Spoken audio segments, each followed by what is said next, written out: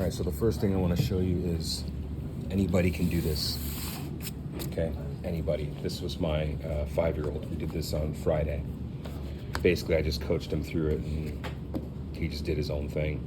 This effect right here is achieved with rock salt. I don't have rock salt today, but I will when you do yours. Everyone will have access to that. This effect here, where you get these water spots that don't have color, is from rubbing alcohol, and I'll show you when I do my demonstration how that works. But basically with wet on wet, you let the paint just kind of move. I mean, you don't want to take your brush and mix like this all of your colors, because then you're just going to get like mud. And I'll talk while I do an example and you'll get an idea. But again, anybody can do this. And some people, what they'll do is when it dries, they'll go over and do a second coat using different techniques. But we're not doing that with this. All right, so let me first show you how to, you want to use your wide brush to get the water on. We'll do it on this one right here. The key is not to put so much water on that it takes forever to dry. You really don't need a lot. Just kind of move it around here. This one might take a little more because it is very thick paper. And then I don't really know what colors, like, I'm just gonna sort of go and do this. Get some paint on here and do that. I don't really know. All right, I'm gonna put this one in here. I'm gonna switch up brushes to this brush, and I'm gonna go here and grab some green right here with this brush, and now I'm gonna do this. What am I doing? I don't know. I'm letting okay, now I'm just dripping paint. And I'm gonna let the water move the paint and let the water do the mixing. I'm not gonna try to mix with my brush. Now I'm gonna get rid of this because I know I wanna add some violet. So I'm gonna go into the violet here. And this time I'm gonna actually, ooh, that's nice. Put a few dots.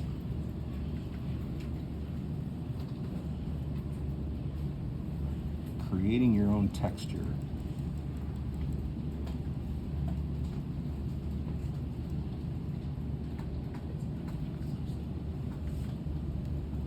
Like I'm just kind of like splattering the paint. Why not? Why not? All right, what would happen if I did a little bit of, when you get your brush out of here, you know, you get your paint off, you want to squeeze out that excess water because you already have tons of water with these washes. I'm going to pull some of this blue-green.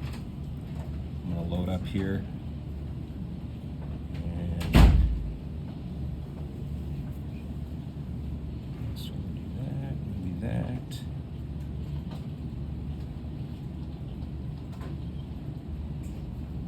Oh, I feel like I want to drop some yellow in here.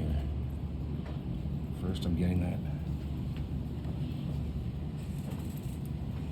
You notice I'm basically using 2 brushes. You know what? I'm gonna get the skinnier one.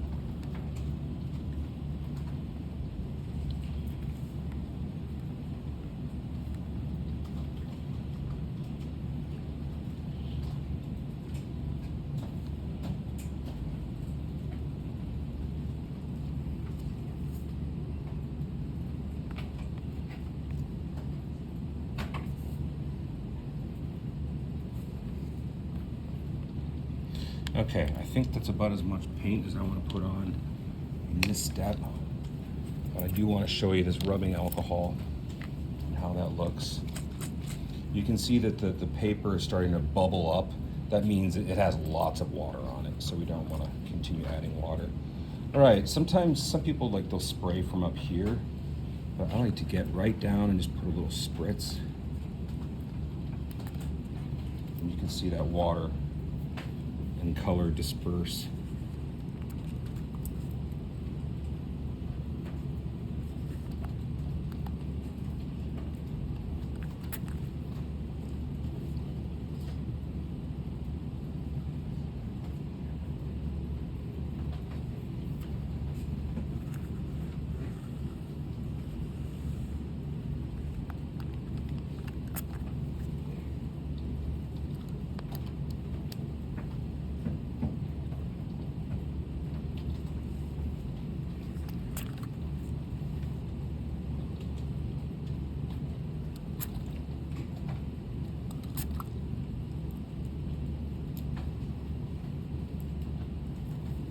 Okay.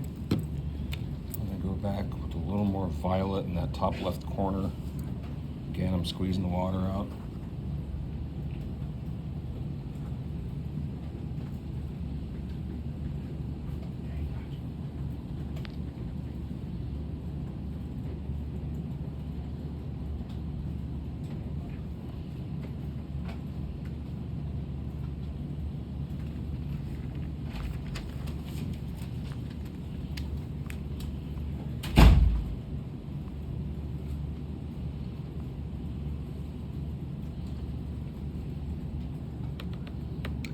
Water gets too dirty, feel free to go next door to Mr. Kurtz's sink, dump it and get fresh water, because if you don't, eventually your colors are just going to get really muddy. I would probably do it after you do 2 of these swatches.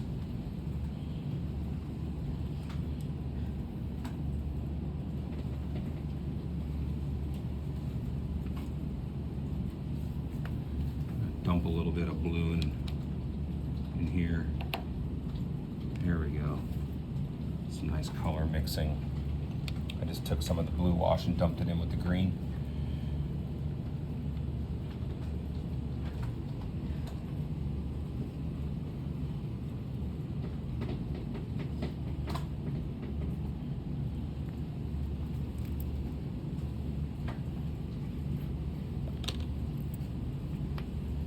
I think at this point, we can just